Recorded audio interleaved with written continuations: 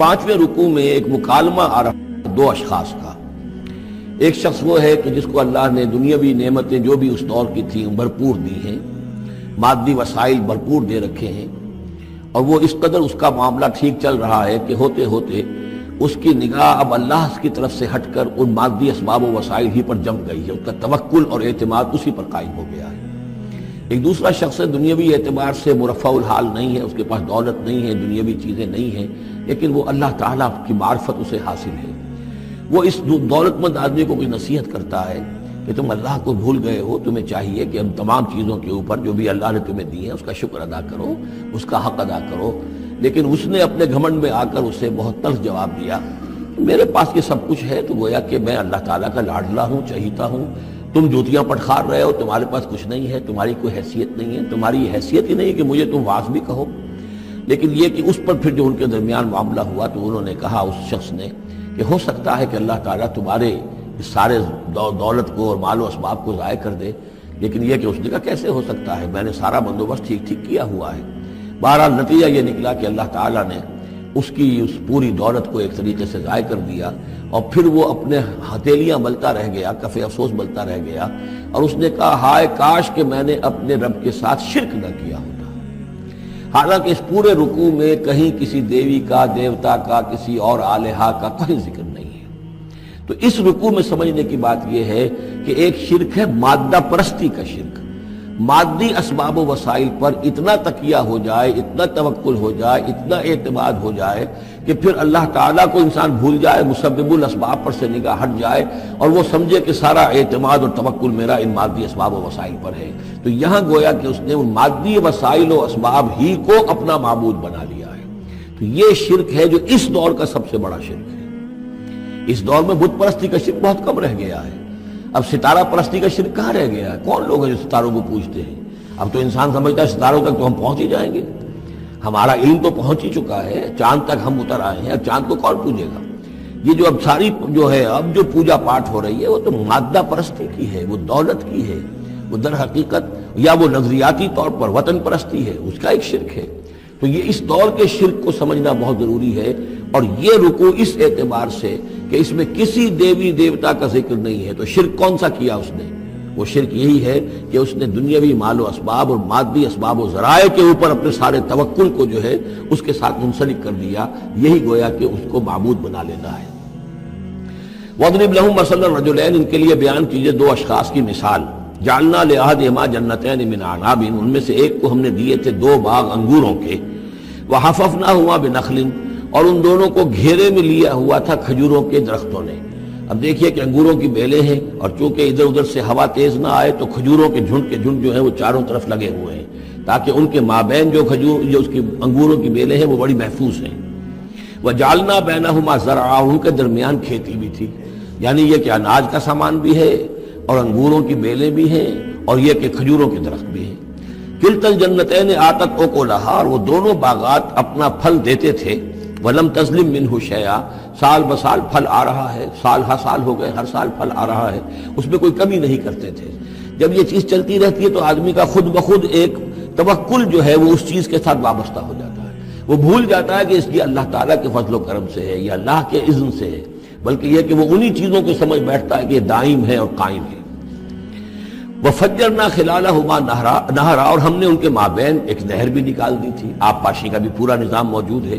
وَكَانَ لَهُ ثَمَرٌ، اور اس کے میوے بھی تھے، یعنی یہ بھی تھا کہ باغ جو ہے پھلا ہوا اس وقت، انگور بھی ہیں اور کھجور بھی جو ہے درخت جو ہے لدے ہوئے ہیں، اور ایک اس کا مفہوم یہ بھی ہے میرے نزدیک جو زیادہ راجح ہے کہ اس کو اولاد بھی اللہ نے خوب دی تھی۔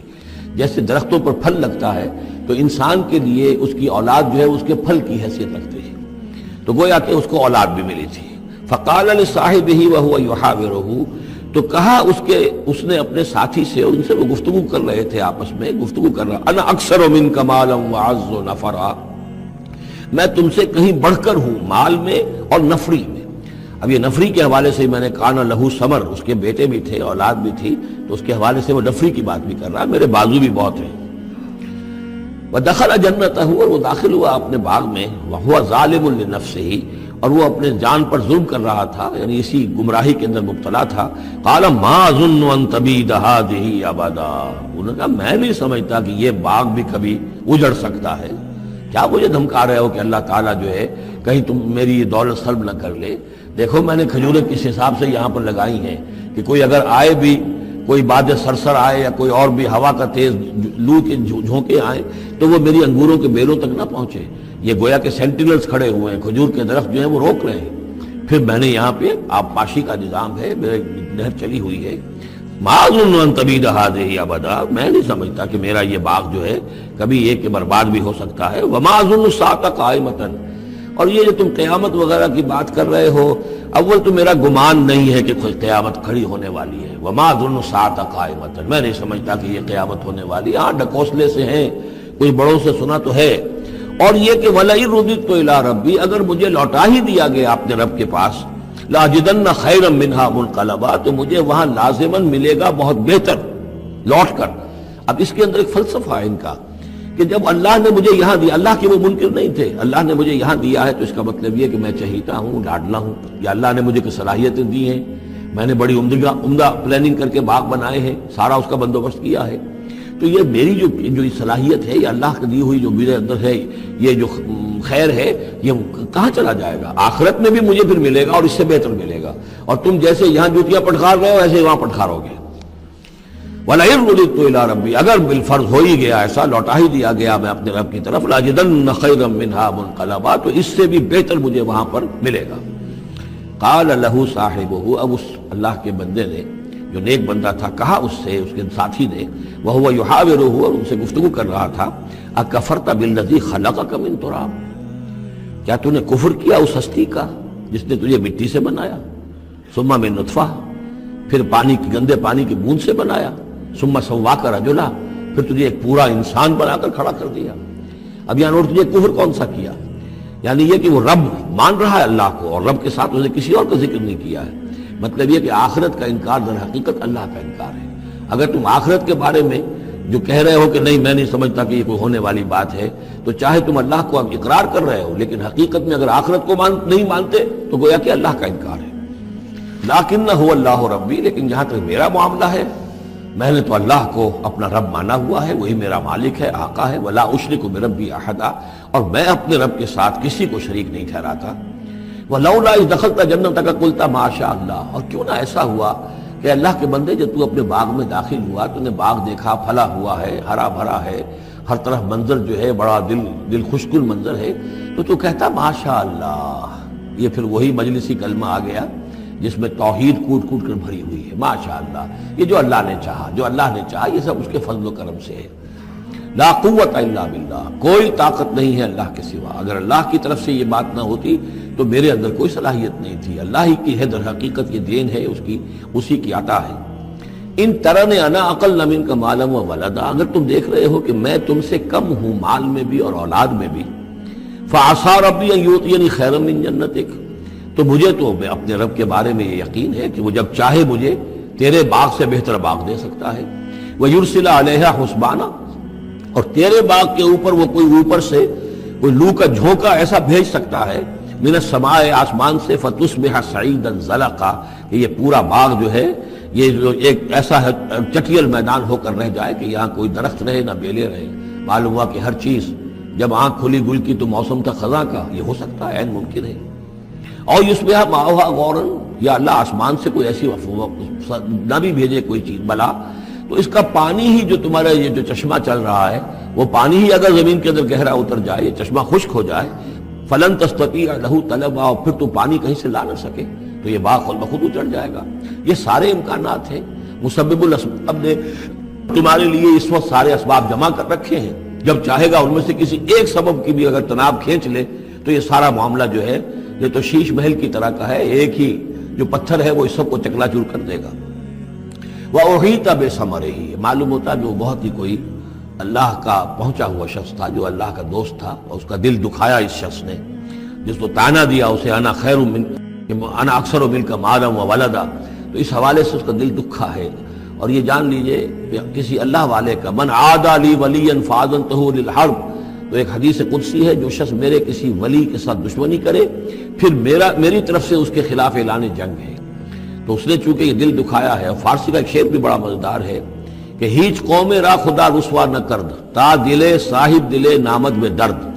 کسی صاحب دل کے دل کو ٹھیس لگتی ہے، درد اس کے اندر پیدا ہو جاتا ہے، صاحب دل ہو، اللہ کی محبت اس کے دل میں ہو اور اسے ٹھیس پہنچے، تو تا دلے صاحب دلے نامد میں درد، ہیچ قوم را خدا رسوا نہ کر۔ قومیں بڑی رسوا ہو جاتی ہیں کسی ایک اللہ والے کی کہ دل جو ہے اس کی دل کو اگر تکلیف پہنچے تو وہی تب ہمارے ہی اس کا سارا ثمر سمیٹ لیا گیا۔ اللہ تعالیٰ نے جو کچھ اس کو دیا تھا وہ سلب کر لیا، باغ بھی ختم ہوا، اولاد بھی ختم ہوئی۔ فَأَصْبَحَ يُقَلِّبُ كَفَّيْهِ عَلَى مَا أَنفَقَ فِيهَا، تو وہ رہ گیا اپنے ہاتھوں کو ملتا ہوا، اپنی ہتھیلیوں کو ملتا ہوا، جسے ہم کہتے ہیں کفِ افسوس ملنا۔ يُقَلِّبُ كَفَّيْهِ عَلَى مَا أَنفَقَ فِيهَا، جو کچھ اس نے خرچ کیا تھا، انویسٹ کیا تھا، محنت کی تھی، کتنا عرصہ لگا تھا اس باغ کے پلاننگ میں، باغ کو اس نے لگایا تھا، کہاں کہاں سے پودے لایا ہوگا۔ ما انفق فیہا وہی خاویۃ علی عروشہا، اور وہ باغ جو ہے گرا پڑا ہوا تھا اپنی چھتریاں کے اوپر، کیونکہ جو انگور کی بیلیں ہوتی ہیں وہ ٹٹیاں ہوتی ہیں، چھتریاں ہوتی ہیں، وہ سب اوندھی پڑی ہیں۔ وَيَقُولُ يَا لَيْتَنِي لَمْ أُشْرِكْ بِرَبِّي أَحَدًا، اور اس وقت وہ کہہ رہا تھا ہائے میری شامت، کیا کاش کہ میں نے اپنے رب کے ساتھ شرک نہ کیا ہوتا۔ اب یہ کون سا شرک ہے؟ اس پوری اس گفتگو کے اندر کہیں کسی دیوی کا، دیوتا کا، کسی کا ذکر نہیں ہے، کسی کی شفاعت کا ذکر نہیں ہے۔ یہ ہے ہمارا آج کا نقشہ مادہ پرستی کا، آج کی ہماری ذہنیت جو ہے پوری کی پوری اس رکوع کے اندر موجود ہے۔ وَلَمْ تَكُنْ لَهُ فِئَةٌ يَنْصُرُونَهُ، اور نہ ہوئی پھر اس کی کوئی جماعت، کوئی اس کی فوج ہوتی جو اس کی مدد کرتی من دون اللہ، اللہ کے مقابلے میں۔ وَمَا كَانَ مُنْتَصِرًا، اور نہ ہی وہ اس قابل تھا کہ کسی سے انتقام لے، کس سے انتقام لے، سارا فیصلہ تو اللہ کی طرف سے ہوا ہے۔ هُنَالِكَ الْوَلَایَةُ لِلَّهِ الْحَقِّ، یہاں تو حکومت اور اختیار کل کا کل اللہ ہی کے لیے ہے، سچے اللہ کے لیے جو الحق ہے۔ یہ ولایا ہے واو کے زبر کے ساتھ۔ والی کہتے ہیں حاکم کو، مالک کو والی، والی سے ولایا بنتا ہے۔ ولی کہتے ہیں دوست، پشت پناہ، اور اس سے ولایا بنتا ہے، ولایت باہمی۔ اللہ ولی الذین آمنوا یخرجہم من الظلمات الی النور، اور الا ان اولیاء اللہ لا خوف علیہم ولا هم یحزنون، یہ ولایت ہے واو کے زیر کے ساتھ۔ اور والی ہونا کسی کا، فلاں ملک کا والی فلاں تھا، یعنی وہاں کا حکمران تھا، بادشاہ تھا، تو یہاں کی بادشاہی، یہاں کا اختیار، هنالک الولایۃ للہ الحق، کل ولایت اللہ ہی کے ہاتھ میں ہے۔ هو خیر ثوابا و خیر عقبا، یقیناً وہی بہتر ہے انعام دینے والا، اور وہی بہتر ہے نتیجے کے اعتبار سے، عاقبت کے اعتبار سے۔ میرا دل برماہی نہیں آیا،